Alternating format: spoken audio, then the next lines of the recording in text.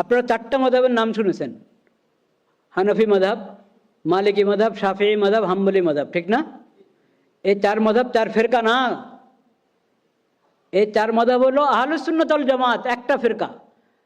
আহলুস সুন্নাত ওয়াল জামাত আসলে ফিরকা বলা যায় না, আহলুস সুন্নাত ওয়াল জামাত হলো মূলধারা, যেটা সাহাবায়ে কেরাম থেকে চলে আসছে। ওই মূলধারাটা হলো আহলুস সুন্নাত ওয়াল জামা। ওই আহলুস সুন্নাত ওয়াল জামার মধ্যে হলো চারটা মাযহাব। প্রত্যেক মাযহাবের অনুসারীরাই আহলুস সুন্নাত ওয়াল জামাতের লোক।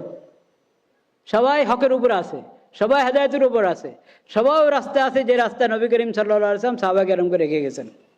এখন আপনি তাহলে চারটা মাযহাব কেন সেটা বুঝতে হবে, বোঝার চেষ্টা করতে হবে। সেটার জন্য একদম একটা সেমিনার করেন। চারো মাযহাব আহলুস সুন্নাত ওয়াল জামাতের অন্তর্ভুক্ত। আর ফিরকা আহলুস সুন্নাত ওয়াল জামাতের বাইরে, আহলুস সুন্নাতের রাস্তা থেকে যারা বিচ্ছিন্ন হয়ে গেছে, আলাদা হয়ে গেছে, সেগুলো হলো ফিরকা। খারিজি ফিরকা, মুতাজিলি ফিরকা, শিয়া ফিরকা,